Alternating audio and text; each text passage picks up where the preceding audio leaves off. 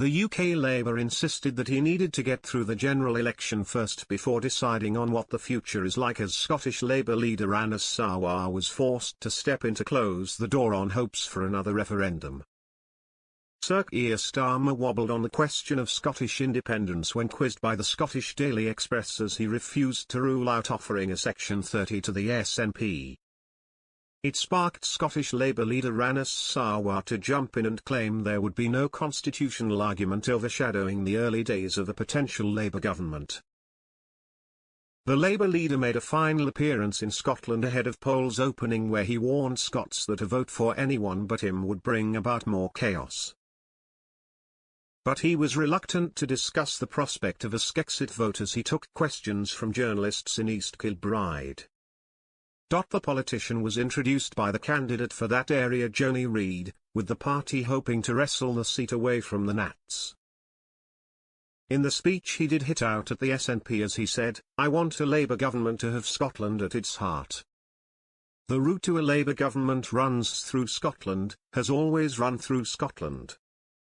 And I want voters in Scotland, not to send a message." The SNP say, the most important election for I don't know how long, and they say what? Send a message. Send someone, an SNP MP, to sit on the opposition benches for this important period of history, and say a few things across the aisle. I don't want Scotland to send a message, I want Scotland to send a government.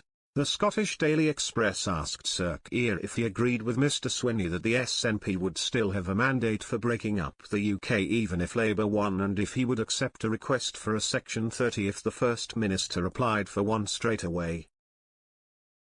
However, he failed to answer the question. He said, "Let's not get ahead of ourselves, we've got to go through until 10 o'clock tomorrow night, and get as many votes as we can and then know the outcome of whether we can form a government or not.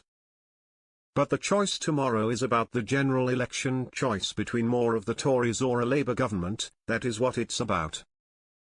As to what happens after that, well, let's get over the line and then we can start the hard work of delivering for Scotland."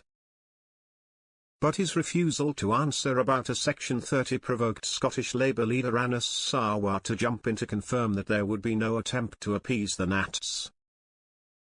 He said, "The key point of this is that if we do get a Labour government, people will expect it to have time to deliver for Scotland.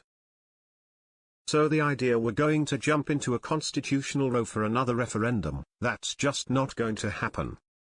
We're going to start the journey of change for Scotland." Sir Keir has previously ruled out another referendum on a different visit to Scotland.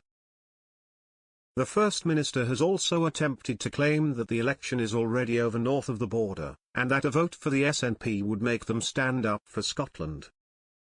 But voters were warned that a protest vote would keep the Tories and the SNP in power.